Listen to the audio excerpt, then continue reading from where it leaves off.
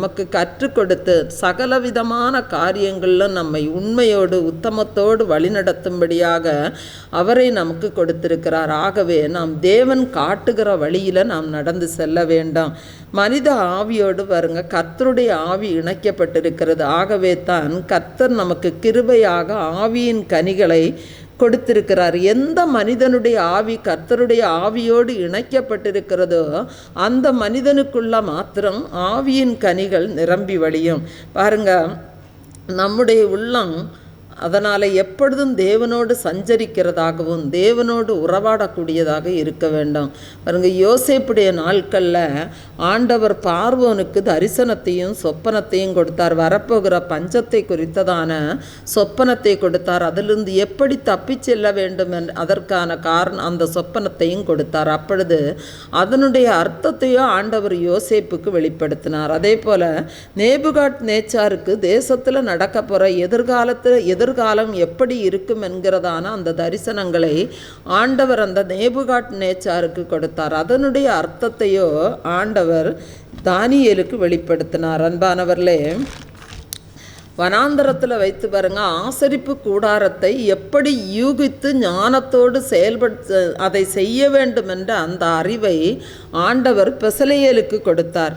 இஸ்ரவேல் ஜனங்களை பாபிலோனுக்கு சிறைபிடித்து கொண்டு சென்றபோது எருசலேம் அலங்கத்தின் மதில்களானது இடிக்கப்பட்டு கிடந்தது. அதை கட்டி எழுப்பும்படியான அந்த வெளிப்பாட்டை ஆண்டவர் நெகேமியாவுக்கு கொடுத்தார். அந்த நெகேமியாவுக்கு கர்த்தர் கொடுத்த வெளிப்பாட்டின்படி அவன் எருசலேமின் அலங்கத்தையும் அந்த மதில் சுவர்களையும் இன்னும் அதன் 12 வாசல்களையும் அவன் நேர்த்தியாக கட்டி முடித்தான். அன்பானவர்களே, நமக்கும் அந்த ஆவியின் வெளிப்பாட்டை ஆண்டவர் கொடுப்பாராகவே முதலாவது நாம் நம்மை சுற்றி ஒரு மதில் சுவரை நாம் கட்டி எழுப்பப்பட வேண்டும். கட்டுப்பாடில்லாத உள்ளமானது பாழடைந்த பட்டணம் போல் இருக்கிறது என்று வேதத்தில் பார்க்கிறோம். சகரியா 2வது அதிகாரம் 5வது வசனம் சொல்லுகிறது, நான் அதற்கு சுற்றிலும் அக்கினி மதிலாய் இருந்து அதன் நடுவில் மகிமையாக இருப்பேன் என்று கர்த்தர் சொல்லுகிறார். ரோமர் 8:14 சொல்லுகிறது, எவர்கள் தேவனுடைய ஆவியினாலே நடத்தப்படுகிறார்களோ அவர்கள் தேவனுடைய புத்திரராய் இருக்கிறார்கள். அன்பானவர்களே, தேவன் பாருங்க, யோசேப்புக்கு தன்னுடைய குடும்பத்தை குறித்ததான தரிசனங்களையும் சொப்பனங்களையும் ஆண்டவர் கொடுத்தார். அந்த சொப்பனங்களும் தரிசனங்களும் நிறைவேறுவதற்கு தன்னுடைய தகப்பன் வீட்டிற்கு மீண்டும் ஆண்டவர் யோசேப்பை அழைத்து செல்லவில்லை. மாறாக யோசேப்பின் குடும்பத்தாரை, தகப்பன் வீட்டாரை எகிப்து தேசத்திற்கே ஆண்டவர் கொண்டு வந்து அந்த தீர்க்க தரிசனங்களை, அந்த சொப்பனங்களை ஆண்டவர் நிறைவேற்றினார். அன்பானவர்களே, இன்று தேவன் நமக்கு கொடுத்திருக்கிற தரிசனங்கள், சொப்பனங்கள், வாக்குத்தத்தங்கள் நிறைவேறுவதற்கு எந்த ஒரு சூழ்நிலையும் இல்லாமல் இருக்கலாம். அது நிறைவேறுவதற்கு எந்த ஒரு சாதகமான நிலைமை நம்மிடத்தில் இல்லாமல் இருக்கலாம். நமக்கு உதவி செய்வதற்கு எந்த மனிதனும் இல்லாமல் இருக்கலாம். ஆனால் அந்த சொப்பனத்தை, அந்த தரிசனத்தை, அந்த வாக்குத்தத்தத்தை கொடுத்த தேவன் நம்மோடு கூடவே இருக்கிறார் என்பதை நாம் மறந்து போக வேண்டாம். நீதிமான் விரும்புகிற காரியம் நிச்சயமாக அவனுக்கு கொடுக்கப்படும். நீதிமொழிகள் 3வது அதிகாரம் 35வது வசனம் சொல்லுகிறது, ஞானவான்கள் கனத்தை சுதந்தரிப்பார்கள், மதிகேடரோ கனவீனத்தை அடைவார்கள். பாருங்க, யோசேப்பு எந்த ஒரு தவறும் செய்யாத போது சிறைச்சாலையில் அவன் அடைக்கப்பட்டிருந்த போது அவன் பார்வோன் 2 சொப்பனங்களை காண்கிறான். அது நிமித்தம் அந்த பார்வோன் மிகவும் கலங்கி கொண்டிருக்கிறான். அந்த பார்வோன் கண்ட சொப்பனத்தை எந்த ஞானிகளாலோ, மந்திரவாதிகளாலோ, குறி சொல்லுகிறவர்களாலோ, சாஸ்திரிகளாலோ யாராலுமே அதன் சொப்பனத்தின் அர்த்தத்தை சொல்ல முடியவில்லை. ஆனால் அதன் யோசேப்பிற்கு ஆண்டவர் கொடுத்த விசேஷ ஞானத்தின் மூலமாக அந்த சொப்பனத்தின் அர்த்தத்தை யோசேப்பு மிக தெளிவாக அவனுக்கு சொன்னான். அப்பொழுது அந்த பார்வோன் யோசேப்பை பார்த்து சொல்லுகிறான். ஆதியாகமம் 41வது அதிகாரம் 39-40 வசனங்களை நாம் வாசிக்கலாம். பின்பு பார்வோன் யோசேப்பை நோக்கி, தேவன் இவைகளை எல்லாவற்றையும் உனக்கு வெளிப்படுத்தி இருக்கிறபடியால் உன்னைப் போல விவேகமும் ஞானமும் உள்ளவன் வேறொருவனும் இல்லை. நீ என் அரண்மனைக்கு அதிகாரியாய் இருப்பாய். உன் வாக்கின்படியே என் ஜனங்கள் எல்லாரும் அடங்கி நடக்க கடவர்கள். சிங்காசனத்தில் மாத்திரம் உன்னிலும் நான் பெரியவனாயிருப்பேன் என்றார்.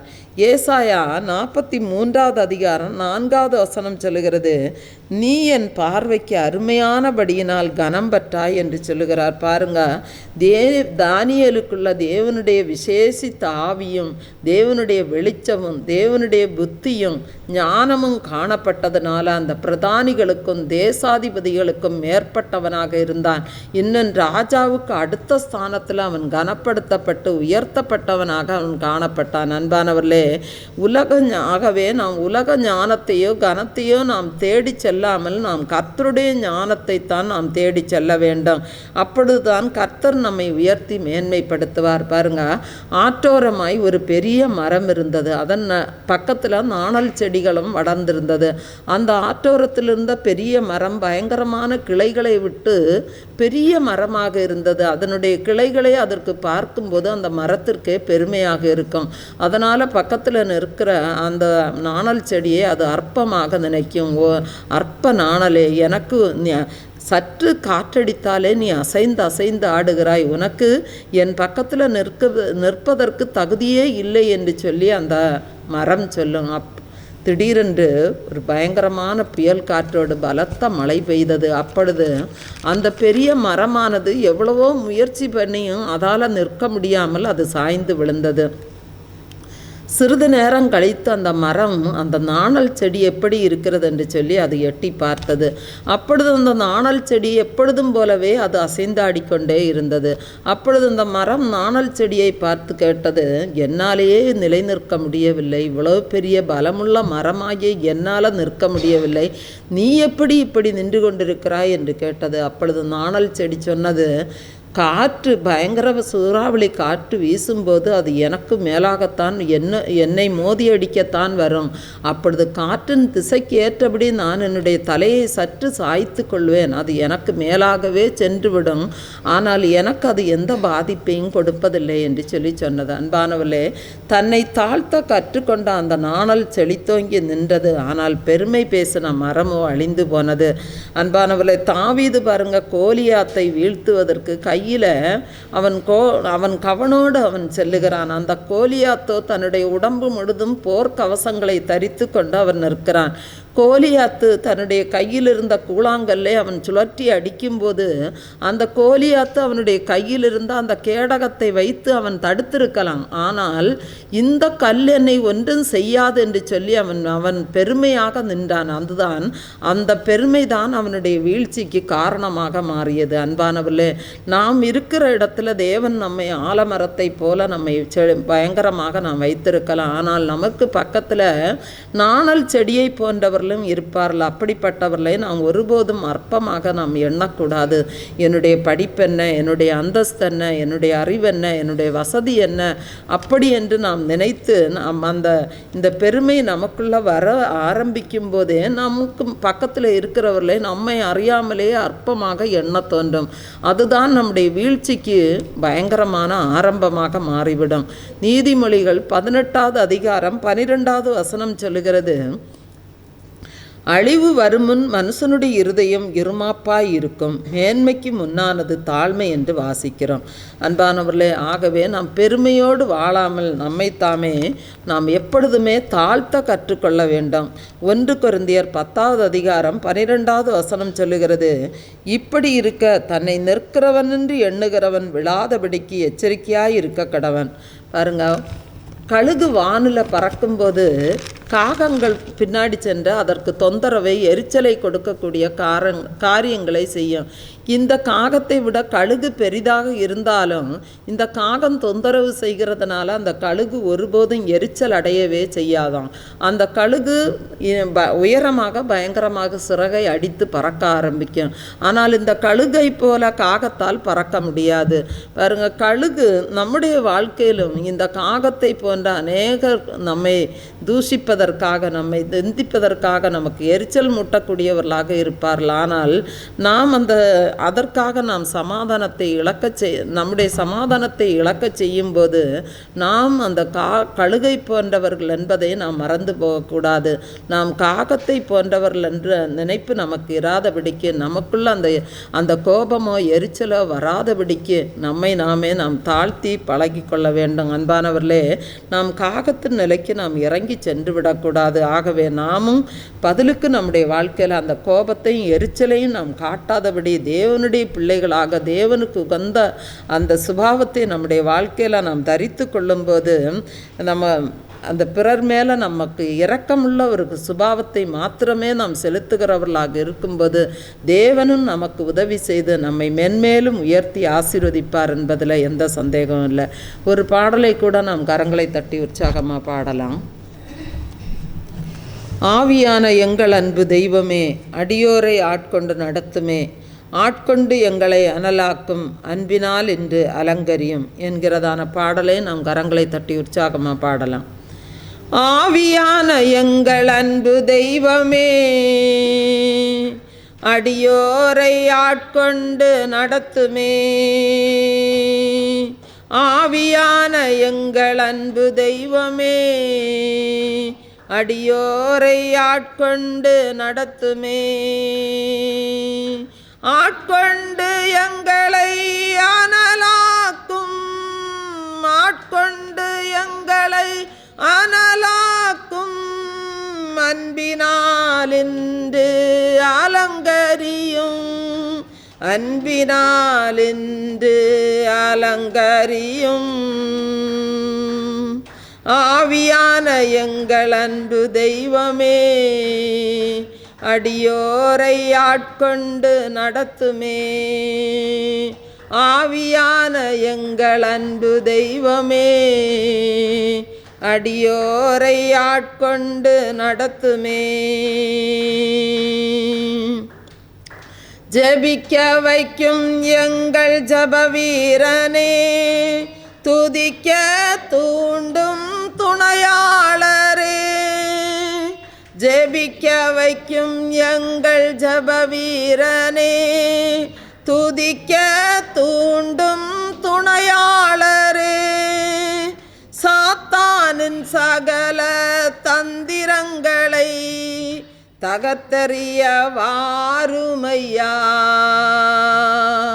சாத்தானின் சகல தந்திரங்களை தகர்த்தெறிய வாருமையா, ஆட்கொண்டு எங்களை அனலாக்கும் அன்பினால் இன்று அலங்கரியும், ஆட்கொண்டு எங்களை அனலாக்கும் அன்பினால் இன்று அலங்கரியும், ஆவியான எங்கள் அன்பு தெய்வமே, அடியோரை ஆட்கொண்டு நடத்துமே, ஆவியான எங்கள் அன்பு தெய்வமே, அடியோரை ஆட்கொண்டு நடத்துமே, சாவுக்கேதுவான எங்கள் சரீரங்களை உயிர் பெற செய்பவரே, சாவுக்கேதுவான எங்கள் சரீரங்களை உயிர் பெற செய்பவரே, சரீரங்களின் தீய செயல்களையே சாகடிக்க வாருமையா, சரீரங்களின் தீய செயல்களையே சாகடிக்க வாருமையா, ஆட்கொண்டு எங்களை அனலாக்கும், ஆட்கொண்டு எங்களை அனலாக்கும்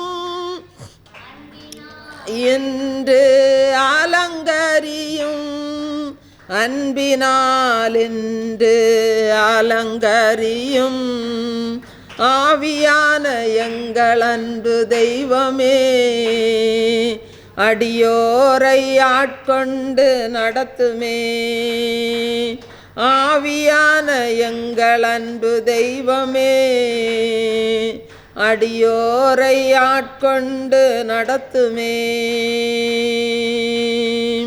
பலனில்லாத நேரங்களில் உதவிடும் துணையாளரே, பலனில்லாத நேரங்களில் உதவிடும் துணையாளரே, சொல்லண்ணா பெருமூச்சோடு ஜெபித்திட வாருமையா, சொல்லண்ணா பெருமூச்சோடு ஜெபித்திட வாருமையா. ஆட்கொண்டு எங்களை அனலாக்கும், ஆட்கொண்டு எங்களை அனலாக்கும் அன்பினாலின்று அலங்கரியும், அன்பினாலின்று அலங்கரியும்.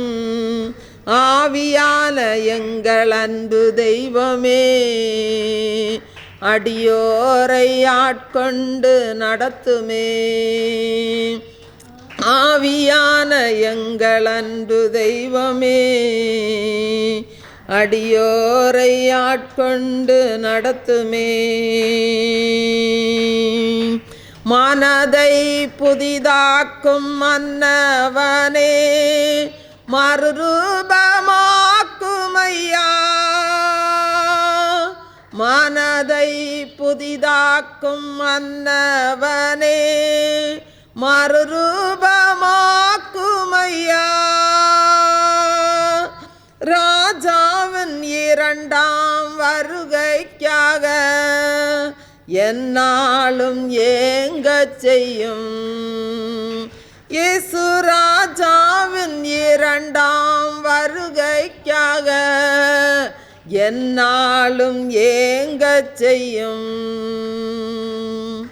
ஆட்கொண்டு எங்களை அனலாக்கும், ஆட்கொண்டு எங்களை அனலாக்கும் அன்பினாலின்று அலங்கரியும், அன்பினாலின்று அலங்கரியும்.